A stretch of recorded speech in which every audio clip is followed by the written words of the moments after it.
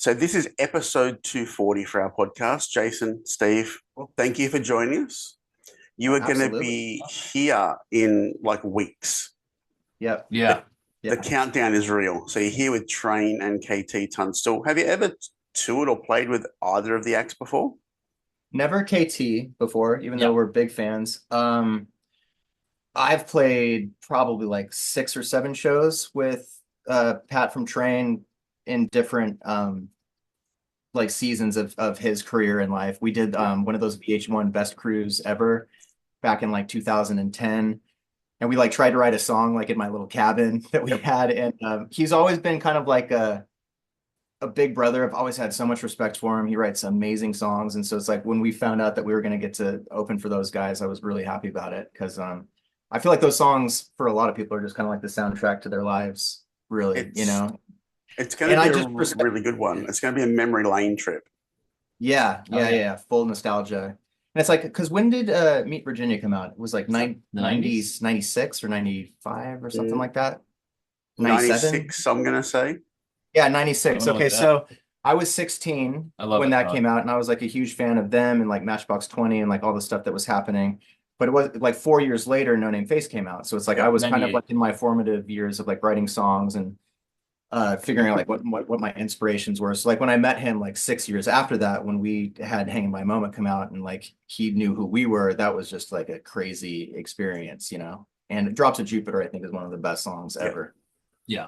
And it's been a little bit since you guys were back here. I think last time you were here, you were playing with Live, Yeah, which that's right. was amazing for me because I think there was a tour before that might have not gone ahead, and you're one of my bucket list bands to take photos of. So when you announced that tour, I was just Are you like, serious? oh yeah, I've been Oh, shooting Uh, I've been shooting live bands since 1996. So oh man, that's and awesome. that's so cool. and I'm one of the guys that didn't get into Lifehouse because of Hanging by a Moment. Okay. Like Oh, wow. two songs, Spin and First Time. Ah, Ah, okay. I like it later on. Yeah. Pre So Stanley Nightfall record. yeah, Sweet. so like Spin just had that. I'm a really tragic Kiss fan. So Spin just had that 70s rock mix with modern rock vibe, which is kind of my wheelhouse. So I when love that it. And when that that like big ending at the end is kind of like e- Zeppelin a little bit, right? Like exactly. yeah. Yeah, when that tour got announced, I was like, I don't care what I'm doing. I'm in the pit. If anyone bothers me, I'm stepping on their feet. I'm Oh getting man, I I'm love getting it. these shots. Like I was ready to throw down. Oh, So that's that's good. so you're that makes actually us feel great, man. Because we Yeah. never like honestly, like we have been doing this forever. Like you've been in the band for 10 Yeah. years now. Yep. And yeah, you just never know who you're gonna meet and like who's still listening. And yeah, Yeah. the last real tour that we did was with Switchfoot in the States. We were supposed to go on tour with the Goo Goo Dolls before COVID. COVID hit. Yep.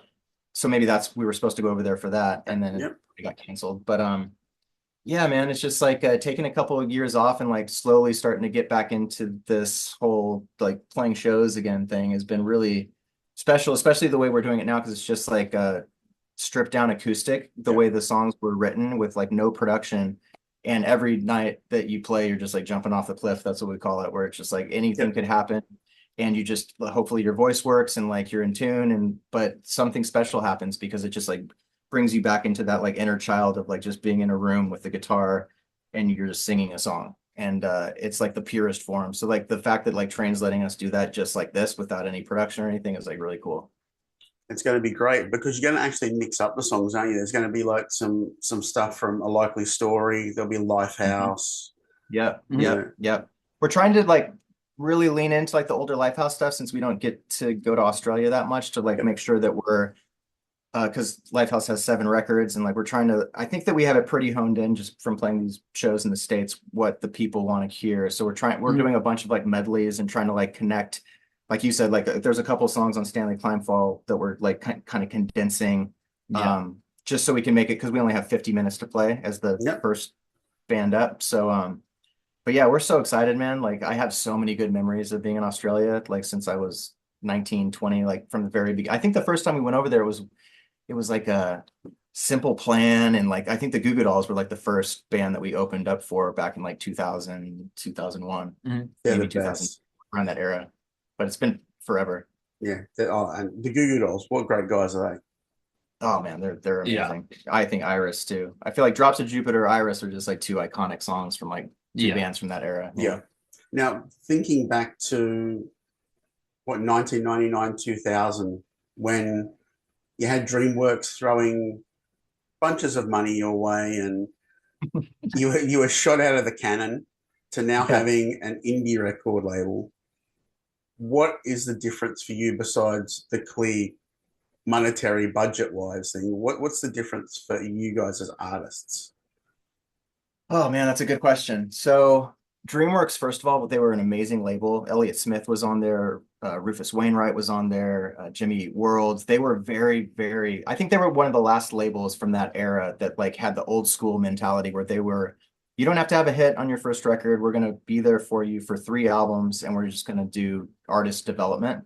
Yeah. And I think they would have if they could have stuck around a little bit longer, you know. And the fact that Hanging by a Moment just kind of like skyrocketed right from the get-go. So at the time we were opening on the side stage for Pearl Jam.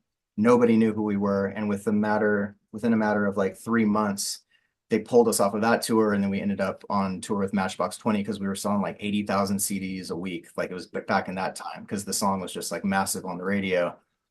And from my perspective, everybody was telling me, don't expect anything. Like, this is not going to happen. Like, you have a record deal, but there's no way you're actually going to make it. And this is just like, enjoy this process.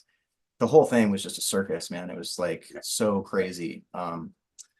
So in hindsight, I just wish I could have just slowed down and just enjoyed it a little bit more, because it was just one thing after another. And plus, when you're successful and you're young, they'll just push you into the, like, we were working nonstop for 3 to 4 years on that record before I could even like start to write songs again, you know? So it's like, it takes you in that time of your life from like 20 to 23, 24, it's a lot, you know? Mhm. So it was an amazing time, but it was also, there were things that I would definitely like to do better. And in my life now, I'm like, I just want to slow everything down and just, me and Steve talk about this all the time, like just enjoy the moment and just not be in survival mode constantly. I'm just like, where are we getting off to next? And because it does take a toll on your body, it takes a toll on your family, your relationships, you know. And the fact that I'm still married to the same girl is a miracle, you know. But yeah, it's definitely to reminisce on those days. It was just a lot. It was just a lot of work. Yeah. Now you talk about enjoying the moment. So there's issues today that I call where people do not enjoy the moment in a show, where they're watching it through a screen. What does that look like? Honestly, from I know what it looks like from a photo pit. What does it look like from the stage? Are you guys cool with it? I think the funny thing is it almost feels like it's hard to not see it in the opposite way, where you're like, if more phones are out, this song is hitting stronger. You know, like that's hard to not, you know, because we all, you know, whether any of those videos sound any good. You know, that's the other kind of funny thing about the phone, not to like tangent and whine about it, but like I used to like, you know, because when we're doing like full band shows, you have in-ears, you know, and you're like, you know, you're like, what did the show sound like? And I'm the guy who will go in the hotel room after and just sit there and watch other people's videos and wonder what it sounded like, because I'm like OCD and a perfectionist, and like it's fine, and like you know, but then it's funny now, we've been doing this thing where we just take a couple of little GoPros out just so we can like, you know, because we're super DIY to have posts and stuff. And it's like, man, those phones sound bad. Like I love the phone for voice memos for writing, but like the GoPros, it's been funny that like this they kind of tell the truth. Yeah, you're like, oh, this is like, I feel like I thought I was like getting gaslit or something, because now we listen to those GoPro audios and I'm like, that sounded like Danny McBride. And you're like, oh, this does sound exactly like I remembered it, you know. And we have like one's on stage and one in the front, so you can kind of hear from like the monitors and all that stuff. You'll see from the show too, there's like 4 of them, and we're definitely like chopping everything up when we get home and like posting stuff online. So it's like, it'll be fun for people in Australia to get to see themselves too through our like little. Even just like the funny stuff that happens, because now we've been doing like monitors on the floor, so we can like, it's the first time we've really ever been able to like really hear what people are saying. Honestly, you know? like being back on Wedges, and it's been, because I think we've done 20 of these acoustic shows since last June. And the first one was in Manila in the Philippines. And it was the first time I could actually hear people connecting to the music, because like you really are in that bubble. Yeah. And I think that I'm a kind of a shyer person by nature. So it's like if I close my eyes and I'm just in here, I have a hard time connecting with anything that's going out there. I'm trying to like do the best that I can. Yeah. But now it's like it's forcing me to hear every pin drop and like really like most of the show is just, and you'll probably see too, we're just going to be talking to people the whole time and just be like, hey, what's going on? Because I feel connected to them in a cool way. And even when we go into some of these songs, like I can tell the connection that they have, the connection that I have with the music too. But that's been kind of like a missing link with the band shows with like the in-ears and the big rock guitars. I think we're less concerned about like whose phones are out and if they're present, and more concerned of like looking back and trying to remember like we've played all these shows, and you know, people are like, we played like Madison, Wisconsin, for instance, which is like, if you had told me 3 weeks ago, hey, the city of Madison, what states is it in? I wouldn't have known, you know, like I for sure wouldn't have known. And like, but now I'm like, now I have a real memory, and that's been like the real, because you remember every little bit of it because you're just present the whole day. Yeah. And I think presence is such a huge thing, especially and I think the way that we're doing it now, it's affording us the ability to be like away from our families for a short amount of time. But we want to experience, like, we're like walking around the city every day. Like that's different for us too. Like usually you just go into autopilot and you're just like, I want to sleep all day, play the show, get bus, do the next thing. But that's not a great way to experience like the cities that you're in. And like, we're meeting so many new people every single day. We have the energy and the bandwidth to actually connect with them in a way that we didn't before, you know? So it's like, so on this last little run, we did Madison, Milwaukee, Chicago, and Louisville, places that we played a million times, and people that we recognized from like 25 years ago, but we're hanging out with them by our car in the parking lot that's a rental for like 2 hours, and like letting them like really connect to them in a way that's like more meaningful, because we have the energy to do it, because we know in 2 days we're going to go back home with our families, you know? So it's just a different experience now. And I feel like we're going to get the same thing from the fans in Australia too, where it's like we're available to like talk, hang out, you know, we're going to play our set, but like we really want to experience the cities and the people, you know. Excellent. Well, because you will be able to hear everything, I think it's my duty to now do a public service announcement. Okay. You will likely hear something yelled from the crowd. Someone asking you to do a shoey. Is that a beer in a shoe? Yes. Okay. Do you put the can in the shoe, or is it like this sparkling one?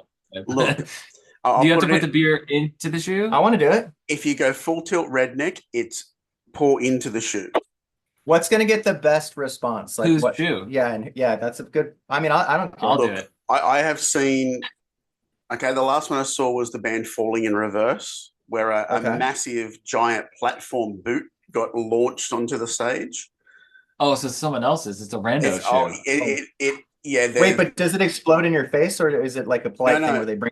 The whole thing is, the idea is you grab the beer or whatever, you pour it into the gross, disgusting shoe, and you drink it out of said gross, disgusting shoe.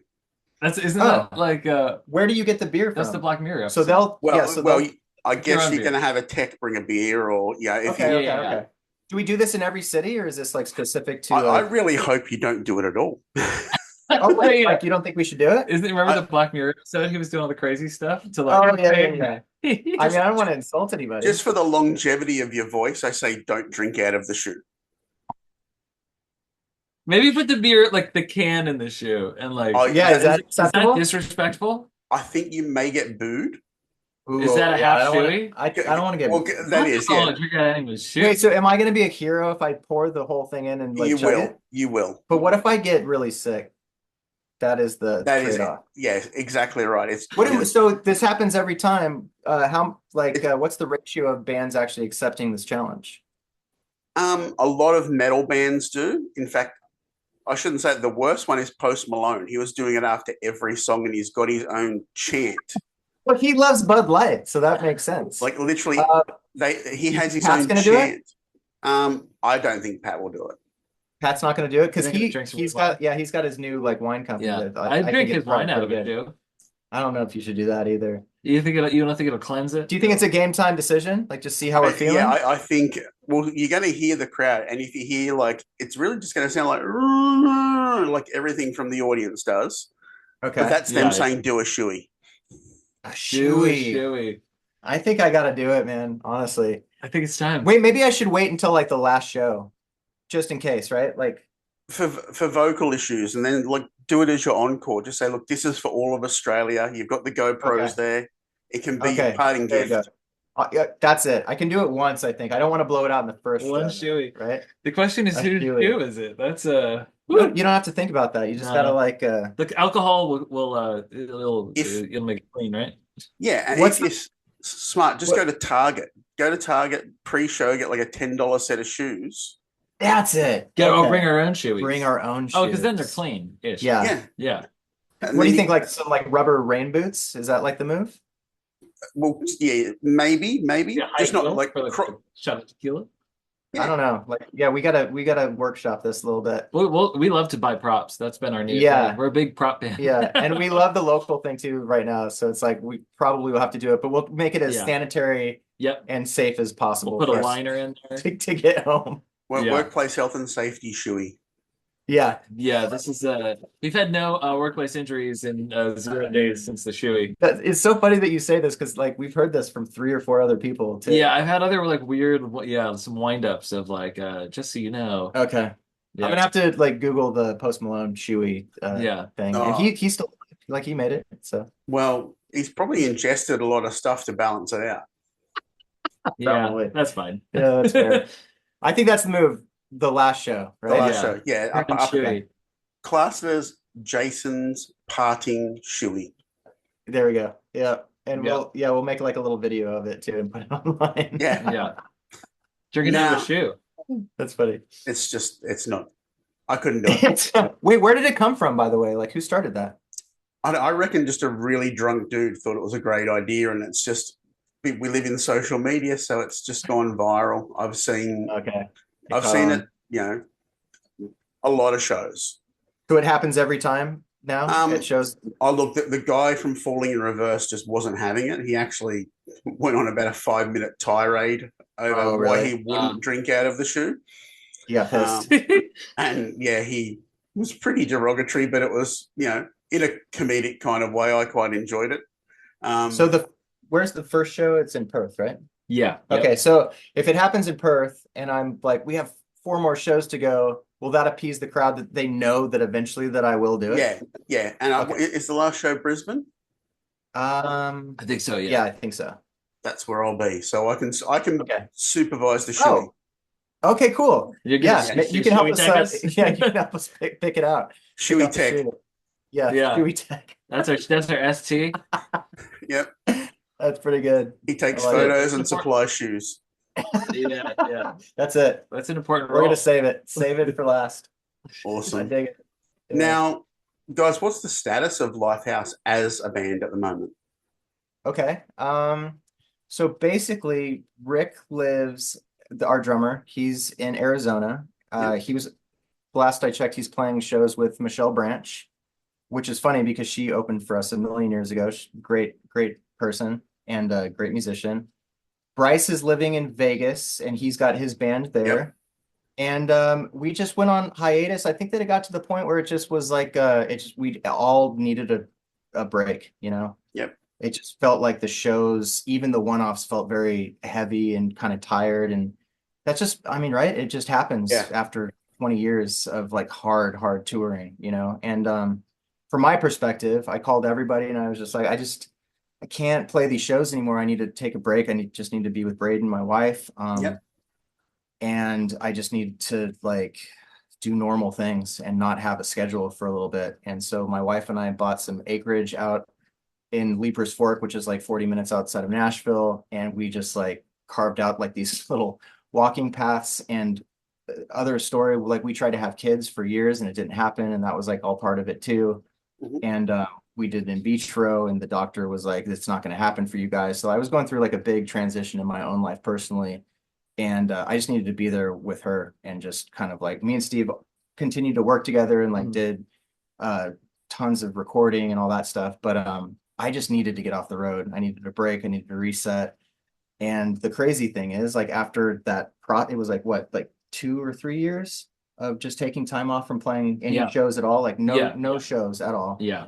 We got pregnant naturally, like with no Wow. doctors. anything. It just happened. And just like randomly. And I was like, okay, this is something feels like this was the right move just for us personally. And like, just to be in that space, like to not have to be gone every weekend or like gone on a tour. Like, I think that's what we needed to just kind of like relax and actually like get pregnant without all the doctors and all that stuff. You know, we had our baby.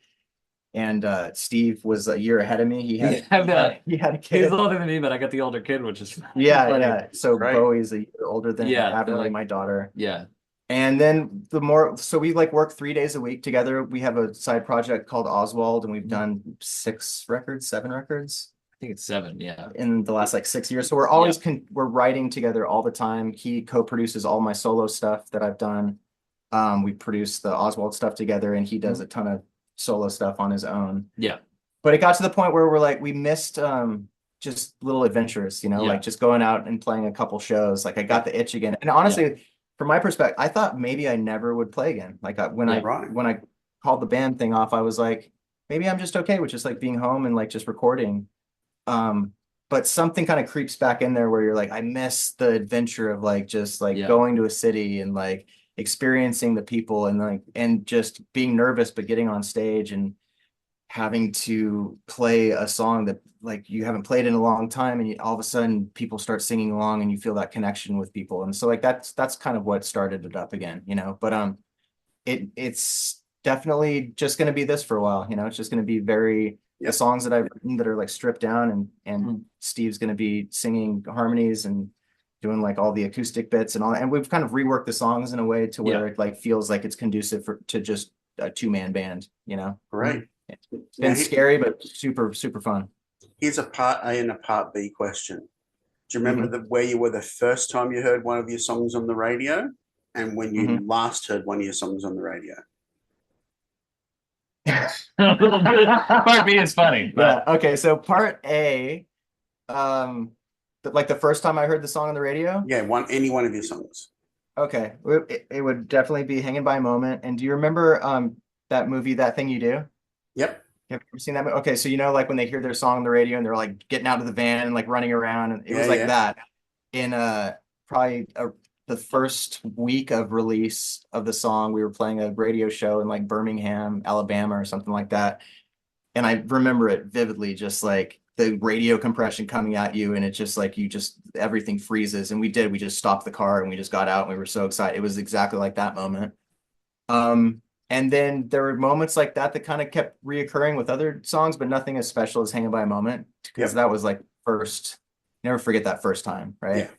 Yeah. And then like the years start to go by, and part B is we just hear our shit in like grocery stores all the time now, or like gas stations, or like Home Depot, or like we were in like Austin, Texas, and we were like we're gonna like find these like mini malls outside. Yeah, we're in like a very like the ladies like I don't know, you know what I mean, but like where like someone would go to shop during the day, you know, who didn't have anything else to do, and we were. He starts cackling. I'm like, what is it? I didn't hear it at first. And I was like, it was the song "Whatever It Takes" that was just like blasting in one corner. I thought it was so funny and kids are playing soccer in the park, and moms are just like, you know, so it's like that's kind of been the last 5 or 6 years of our experience of hearing our stuff. But it's beautiful, fine. Man. It's great. It's still fun. It's still, same song, you know. Yeah, it brings you back to the moments of like writing the song and recording it, and like the tour that you were on. So like all the fans that have been coming to these acoustic shows are like, it's so nostalgic for us. So I'm like, it's nostalgic for me, you know. It's like this is my whole life wrapped up in this. And like Steve, like tell them a little bit about your story, how you like found Lifehouse. Oh yeah, I was a fan, and then you know, just like kind of started looking at liner notes, and like he's 10 years younger than us. Yeah, right. But yeah, I just I was going to music school, and the manager ended up taking his kid for a tour of the school, and I was just like, oh, I think that's that guy, and we just kind of kept in touch on like Facebook about like Guitar Tone for like 8 years, until I had played in another band that was on Warner Brothers, and like we toured for a few years, and it just kind of lined up where you guys needed someone, and I kind of started hanging out with our manager Jude a little bit, and we were just talking about like music projects, and then he was like, I think I want you to maybe meet those guys or whatever, and yeah, just kind of one thing like led to another. But he came over to the studio, did 2 songs, and we're like, this guy's good. Like, and then Yep. just started there and then just kind of like jumped right in. And I think from my perspective, I think that we were in Perth actually on Yeah. a Lifehouse tour doing our own solo shows. Well, did we go from like the Philippines to Perth? Yeah, I think we went Australia Philippines and New to Perth. Zealand was like the last stop on Yep. the tour. And I remember we went for a long walk and just talked about like production and like studio stuff. And that's when we started to connect on that level. It was like, oh, when we get home, let's like mess around in the studio and like try some stuff. And I feel like that was like our bond there in Perth, where we're like, yeah, let's try some stuff. And then it just kind of like blossomed from there. Amazing. Now, before I let you go, this is a three-parter, so think your I like hats on. this. Multiple choice. ABC. Yeah. Yep. Now, you've got to pick a song that you want to be remembered for. One from Lifehouse, one from Oswald, and one solo. Be remembered for. Yeah, and it can't be hanging by a moment. Okay. DJ. Okay. Either a song. Can I give you two? Go for it. Go for Okay, it. so probably either Somewhere in Between, I feel like on the first record, and a song called Broken. I feel like those are two songs that I always have to have in the set. They're like my comfort zone. I feel like they just, I don't know, they hit such a deep place in me and they just kind of like center me. Yep. From Oswald. Oh man, that's a tough. I know there's so many songs. But I think for me, I would say my Manzanita, I think, just because that was such a pivotal. yeah. I'd say Technicolor Sky. Yeah, the probably. first record. Yeah, that's a good one. I think for me, like that started our journey on that. With, like there's so many different Set the layers to all tone. this stuff, but like I think that one. And then solo, probably All of My Life, the song I wrote for my little girl that Perfect. she like dances around to right now. It's so cute. I don't think she like realizes what it is, but it's like it makes my heart so full. So that's awesome. Now, guys, Steve, Jason, thank you for joining me. Yeah, thanks for hanging out. Yeah, thank you. You'll be here soon, so tell Australia what they're going to expect in a few weeks. Okay, in a couple weeks, we are going to be trying to play the best of Lifehouse, only a couple of my solo tunes, and I hope you like it. But we're just there to hang, have a good time, be nostalgic with you, and listen to some like old music that we all hopefully still love. Awesome. And Train. So excited to watch Train every night. Yeah. Guys, I'll see you in a few weeks. All right. Let's talk about the boot. Let's talk about the boot let's and come backstage and hang with us too. Yeah, seriously. Shui Tech. I'll be in touch. All right. Yeah. Thank Thanks, you so guys. much. Bye. All right. You Thanks, got man. it. Okay. Bye.